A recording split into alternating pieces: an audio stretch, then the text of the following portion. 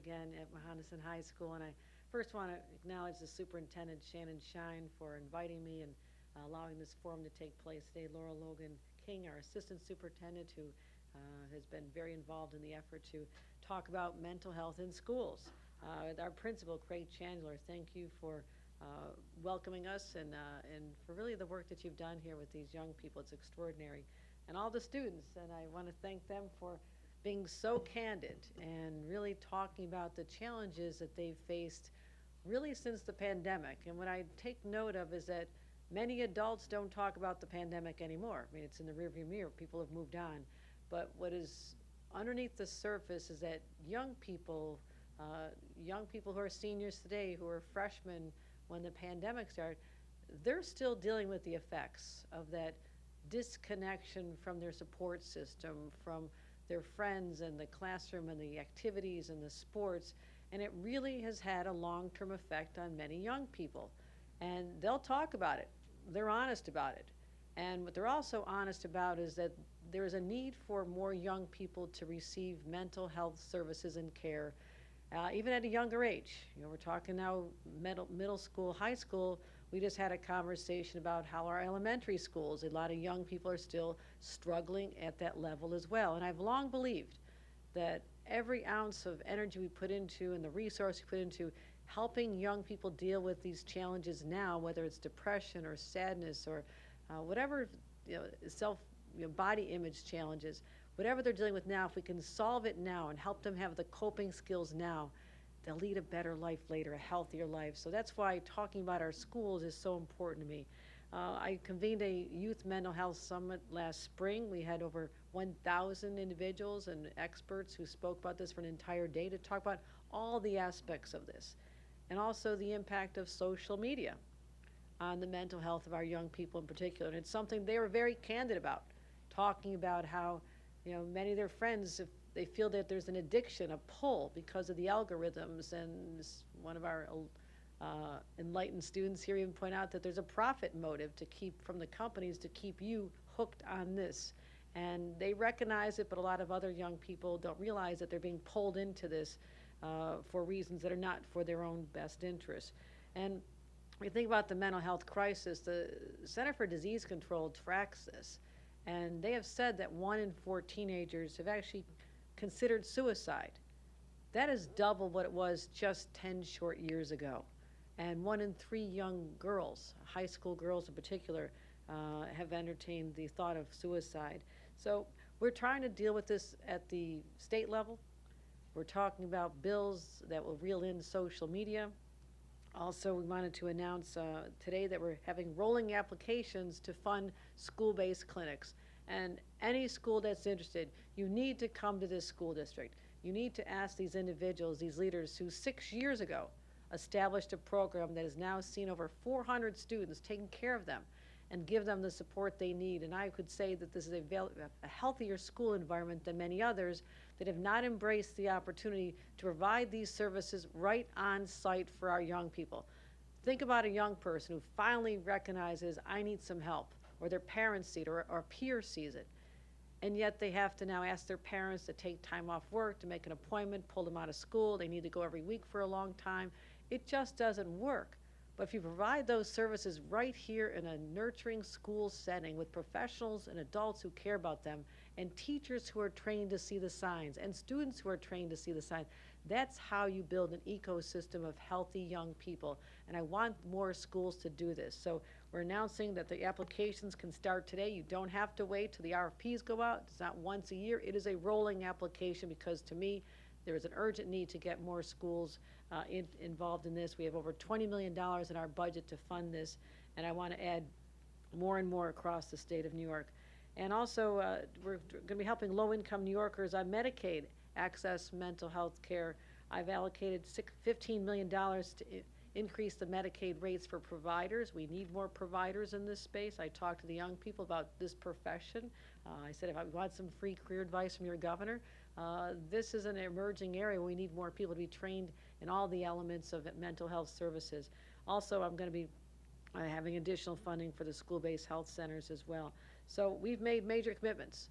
You've heard me talk about with great pride that I'm the first governor to really put a spotlight on mental health. My very first budget had over $1 billion to deal with all aspects of the mental health spectrum, whether it's making sure there's more psychiatric beds available, that there's more supportive housing available, that in the subways in the cities we have teams that are out there bringing people in off the streets and helping them have coping skills to live on their own. But also, I want to make sure that we don't lose focus of the young people. And that's why today I'm also announcing we're forming a youth advisory board, and I think I have some outstanding candidates standing behind me to participate in our statewide youth advisory board, because I will learn so much more from a session that I just had than anything I can ever do talking to adult experts. These are the experts. They see what's going on. They are living it, and they have the courage to step forward and talk about it. And I told them, don't underestimate the resiliency that's now part of who you are, because you came through this pandemic and you've suffered the slings and arrows and the challenges, but here you are standing and not just worried about your own mental health and what's going on in your world, but you also want to reach out to other students who you see struggling. You want to help them, and that's how we build a healthy environment for our students. So really proud to be here to help end the stigma associated with asking for help. These young people know that that exists, but we can break through together. And also to the adults, the school administration, the professionals, Northern Rivers, who stepped up and provide services all over the state of New York.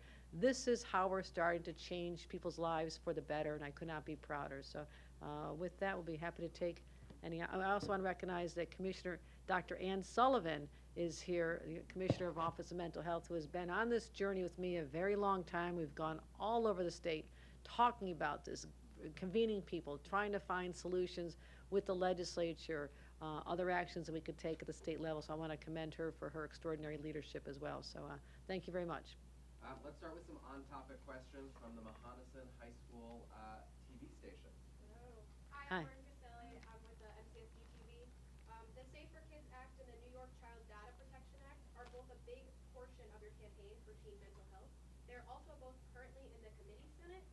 When do you expect these acts to reach your desk for signing? These are both very important, and I'm working with our legislators to talk about the fact that parents should be able to have some controls as well. Young people don't know that, there's algorithms that are bombarding with them. It's going to be restricting these algorithms to young people, but also having control so you can shut this off from midnight until 6 a.m. because this is when young people need to be sleeping. So that's part of it, but also protecting their data online. There are a lot of bad actors out there who want to take advantage of them, get their data, and pretend that they're a young friend who's just reaching out to them when in fact it could be someone looking to do some harm to them. So these are important priorities of mine. I actually thought they're so important I put them in my budget. So they're on the table when we start our budget negotiations. We expect by mid-March. The budget is due, except it falls on a religious holiday this year, so a little complicated there, but at the end of March we'll be wrapping that up. So it is my full expectation that we'll have all the support we need from the legislature, and we'll start enacting this, leading the rest of the nation in our approach to make sure we protect these young lives. Thank you, Governor. Thank you. We'll do off topics, but anything else on youth mental health before we wrap? Go ahead. Okay, we're gonna kick the kids out for off topics. No, So anything else on we're not topic? kicking them out. We're inviting them to go back to class. Okay. Would you rather stay here or go to class? Just logistically speaking, the rolling application, Yep. is this for the funding that's in the budget? Is it Yep. for something that already exists? What exactly is it? Dr. Sullivan, you want to explain how this works? There's $20 million in the budget that will go towards the rolling application. Those are startup funds to get the school-based programs going, either $45,000 for schools that are in need, high need, or $25,000. Then the school-based programs can bill and can become self-sufficient on their own.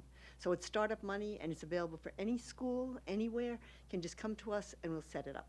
So it's based on the assumption that it will pass in the budget? Is that the idea? Yes, Okay, yes. thanks. Question on redistricting. All right, hold on. Kids, you gotta go back to class. Okay, lunch. All right, thank you, everybody. Thank you so much. It's my pleasure. Really enjoyed talking to you. Have a nice day, You babe. guys are so articulate, so smart. Really enjoyed talking to you. We'll stay in touch. Hey, great comments. I really enjoyed our conversation. Thank you. Good to see you again.